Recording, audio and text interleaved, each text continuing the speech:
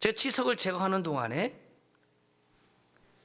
우리 강 선생님 앞에서, 물론 여기는 다 덮어있지만 입만 이렇게 보이지만 막 닥닥 긁으실 때 저 마음이 엄청 부끄러웠어요. 좀 창피한 것도 있었고, 그래도 제가 이렇게 생각을 했습니다. 잠시 부끄러운 것보다는 입냄새와 잇몸 질환으로 후일에 오래 고생하는 것이 것보다 잠시 부끄러운 것이 낫겠다. 그렇죠? 그 잠시의 부끄러움 때문에 입을 닫고 치료하기를 거부한다면, 치료를 권하는 그 선생님의 말씀에 내가 순종하지 않는다고 하면 그 피해는 스스로가 받게 되는 것 아니겠습니까? 잇몸 치료를 근본적으로 해야 되는데, 근본적인 치료는 쏙 빼놓은 채 하루에 양치질을 나는 3번 하겠다. 아니죠. 3번 아니라 나는 6번 한다 할지라도 그것은 양치할 때뿐이고, 또다시 내 입에서는 입냄새도 날 것이고 잇몸에 분명히 문제가 생길 것입니다. 지금은 껌 선전을 안 하는데 예전에는 껌 광고를 많이 했잖아요. 그런 광고가 기억이 나더라고요. 이 껌을 씹고 난 다음에 옆 사람에게 후한 무슨 번호가 있어요. 그렇죠? 기억나세요? 껌을 씹고 났는데 후, 그것도 어떤 여인이 하더라고요. 여인이. 남자가 하면 냄새 나나 봐.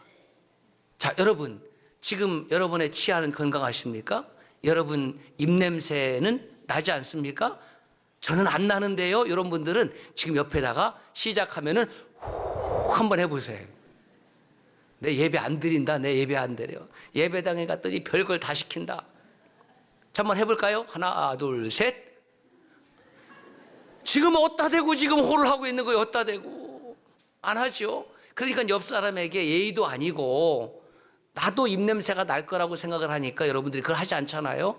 여러분, 우리가 살아가면서 입냄새 없는 사람은 없어요. 그러니까 식후에 꼭 양치질을 하는 것이 치아 건강에도 물론 큰 도움이 되겠지만, 나도 모르는 사이에 입냄새가 나면 나와 더불어 이야기하는 사람에게 상대적인 불쾌감을 줄 수 있잖아요. 문제는 뭐냐면 내가 입냄새 난다는 사실을 나는 모르는데 나하고 말을 섞는 그 사람은 잘 안다라는 거예요. 그리고 입냄새 나는 사람일수록 신기하게도 자꾸 코앞으로 가까이 다가와. 그럼 난 뒤로 자꾸 물러가는데 왜 뒤로 물러가는지를 모른 채 너무너무 좋아서 자꾸 거기다가 침까지 튀겨가면서 말씀을 하면 상당히 곤혹스럽잖아요. 여러분, 우리가 입냄새 한번 나는 것도 본인도 힘들고 주변 사람들도 불쾌하지만 내 삶 속에서 내 삶의 모습이 향기가 드러나지 아니하고 냄새가 난다고 하면 여러분 어떻게 그것은 방치하고 계십니까?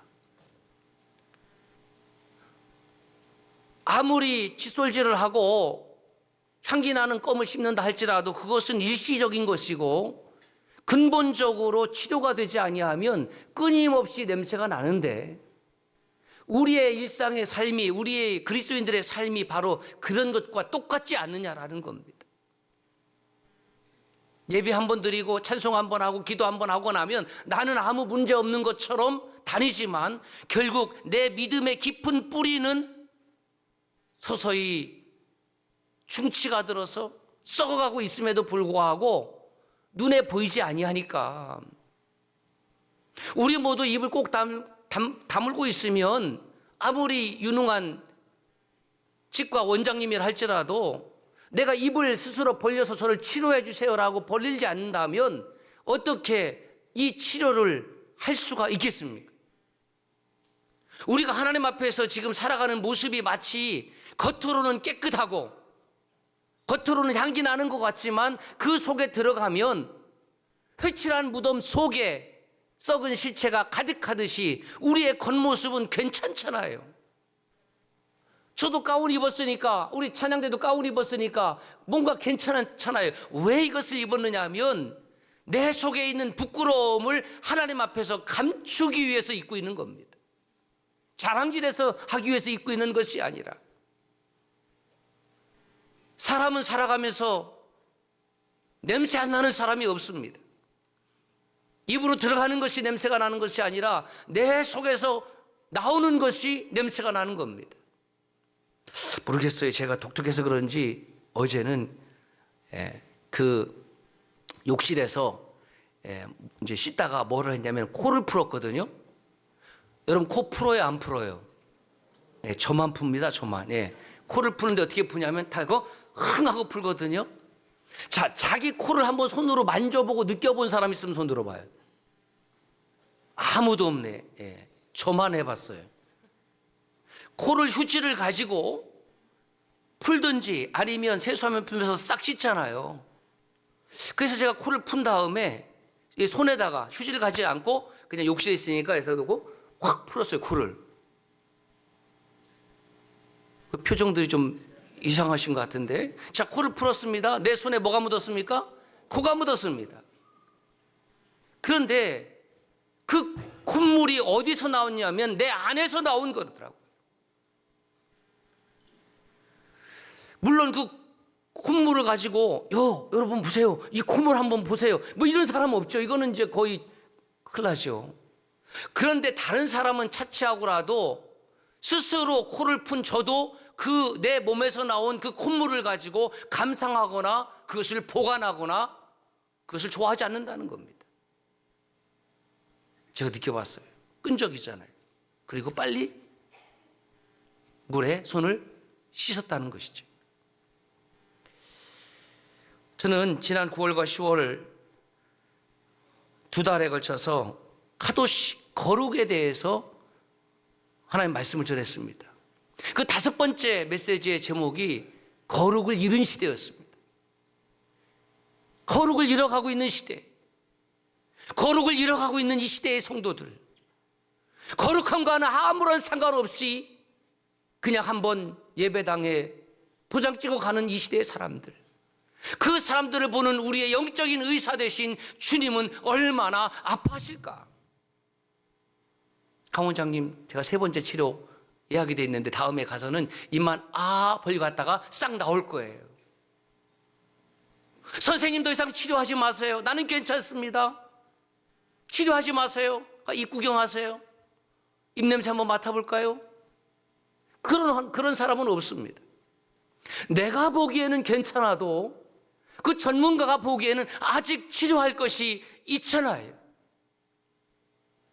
그리고 그 치료 의자에 누워있는 기간 동안에는 제가 꼼짝 없었습니다.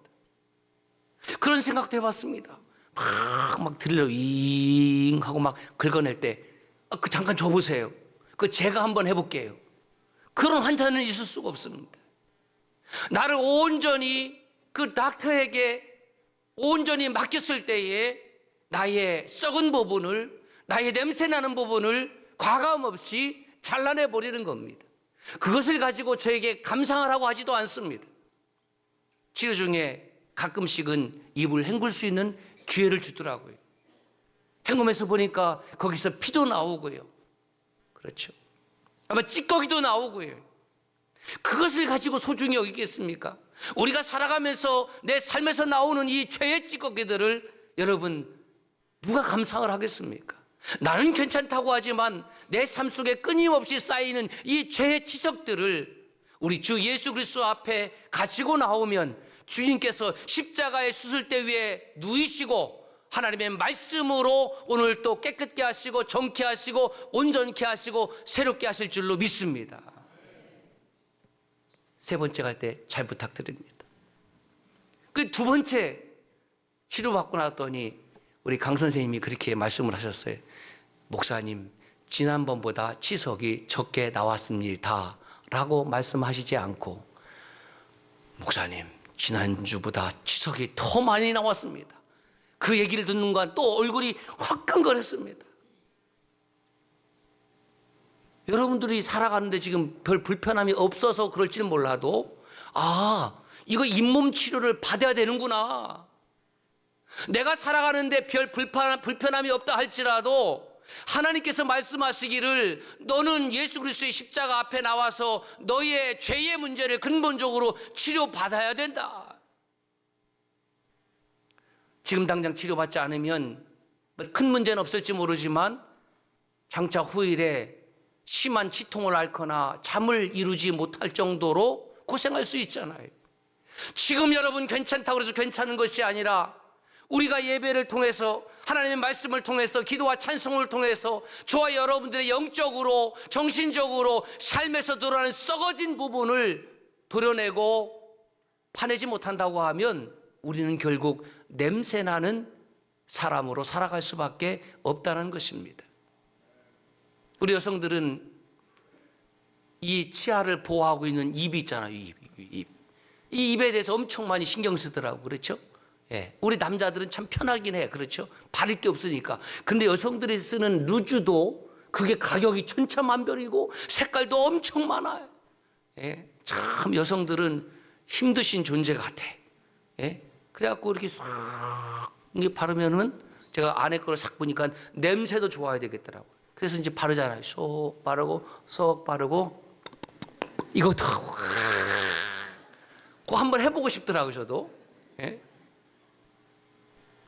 겉에는 입술이 예쁜지 모르지만 내 속에서 이가 썩어져 나고 있다면 이거 심각한 문제 아닙니까? 그럼 치과 선생님은 무슨 루즈를 발랐어요? 거기에 관심 있고 물어보는 사람이 있을까요? 아니에요. 그래서 우리 강 선생님 볼 때마다 이제 제 치석이 생각날 것 같아서 괜찮아요.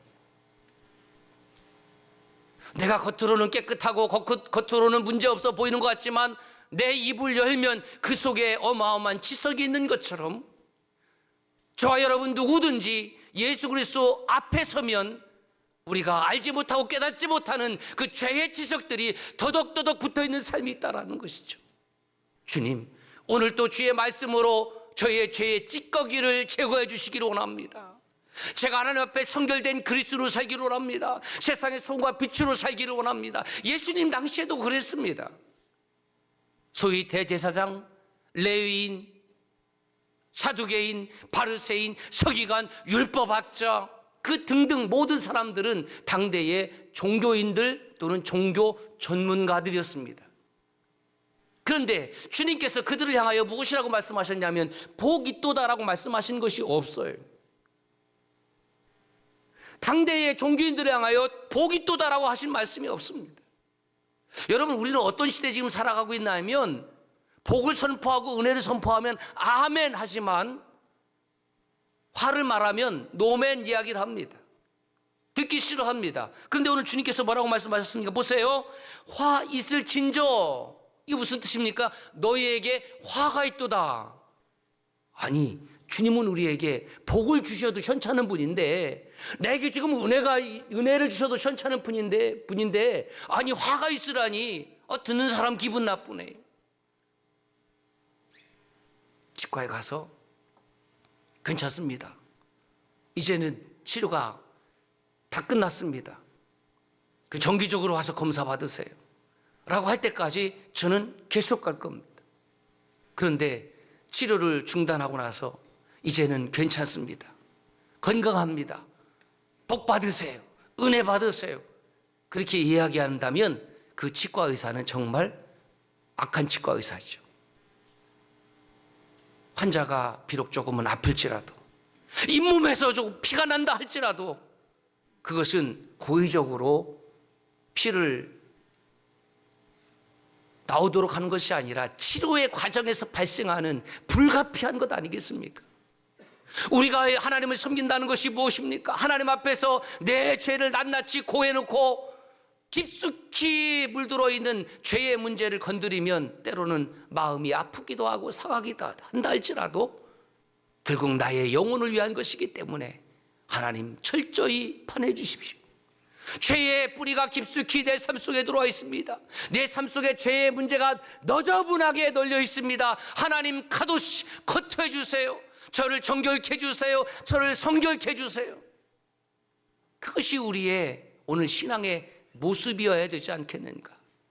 대림절에 우리가 해야 될 것이 무엇입니까? 이 대림절 기간에 다시 한번 하나님 앞에서 성결, 하나님 앞에서 또다시 거룩을 결단하며 우리의 삶이 하나님 앞에 향기롭게 드려지기를 원하는 계절이 아니었던가.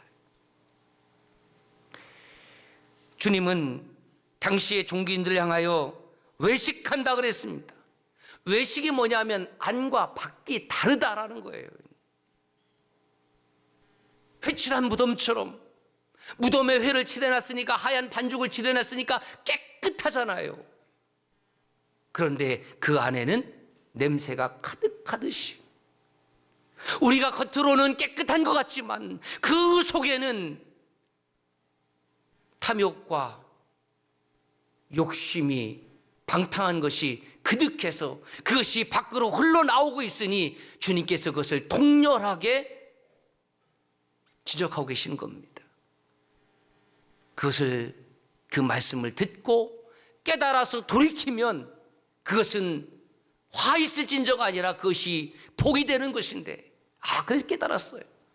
하나님의 진짜 복과 하나님의 진짜 은혜가 무엇이냐 하면, 하나님의 말씀을 듣고 그 말씀대로 순종하지 아니하면 그것이 화이고, 순종하지 아니하다가도 하나님 말씀이 들려졌을 때, 내가 이대로 그대로 살면 안 되겠군요, 더 썩어지겠군요, 더 제 치아 상태가 나빠지겠군요 라고 깨닫고 돌이켜서 치료받는 것이 은혜요 복이라는 사실입니다. 치아의 건강을 잃어버리면 입에서 누구나 냄새가 납니다. 그래서 제가 카운터에서 그 간호사님인가요? 제가 물어봤어요. 강 선생님, 간호사님은 치아가 건강하십니까? 그랬더니 그냥 빙그레 웃더라고요. 치과에 근무하시는 분들은 그 원장님 비롯해서 다 치아가 건강한 것처럼 보여요. 그런데 글쎄요, 그렇게 혹시 보인다 할지라도 그들 또한 치료를 받지 않는다고 하면 저하고 별반 다를 바 없을 것이고, 우리 강 원장님은 치아가 안 좋으면 스스로 막 혼자 이렇게 하나요? 아닐 거요. 또 누군가에게, 동료 의사님한테 가서 치료를 받아야 되지 않겠습니까? 우리의 삶에 거룩을 상실해 버리면, 그렇죠?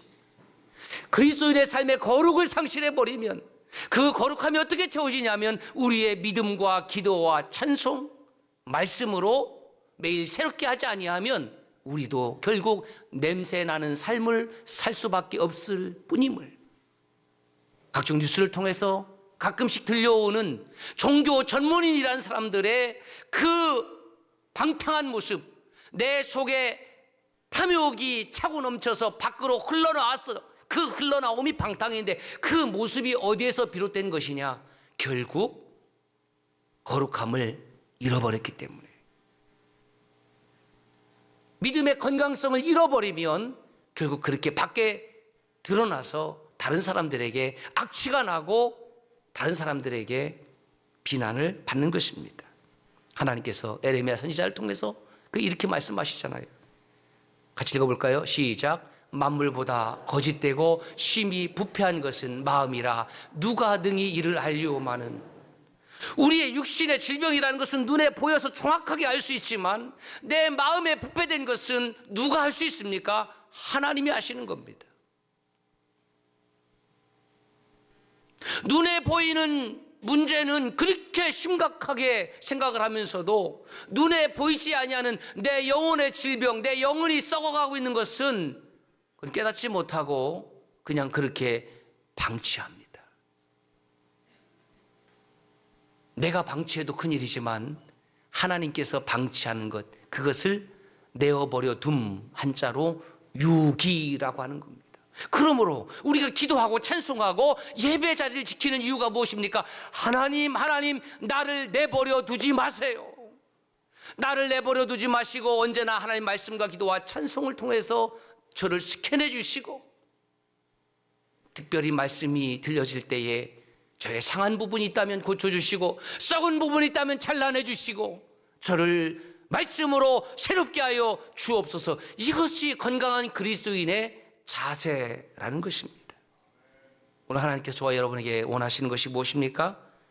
Be holy because I am holy. 내가 거룩하니 너희도 거룩할지어다. 내가 죄를 멀리하고 죄와 상관없고 죄를 미워하고 죄를 커트해내듯이 하나님의 자녀된 우리들을 향해서 여전히 하나님은 너희도 그렇게 죄를 커트하고 죄를 멀리하고 죄와 상관없고 죄를 회개하는 삶을 살아야 된다라고 말씀하십니다.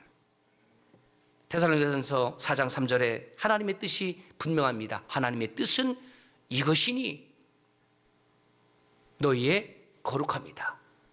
데살로니가전서 5장 16절에도 기뻐하고 기도하고 감사하는 것, 이것이 하나님의 선명한 뜻이다라는 겁니다. 여러분, 우리가 하나님의 뜻을 몰라서 죄를 지었다고 하면 그 뜻을 분명하게 가르쳐줘야 될 하나님에게도 일부 책임이 있지 않겠습니까? 많은 하나님은 말씀을 통해서 하나님의 뜻을 언제나 선명하게 우리에게 들려주고 있다는 것이죠. 중요한 것은 우리가 하나님의 뜻을 알면서도 불순종할 때에 그 책임이 고스란히 저와 여러분들에게 지어진다는 사실입니다. 이제 대강절 세 번째 주일의 삶을 살아갈 것입니다. 하나님과 거룩한 교제가 있기를 원합니다.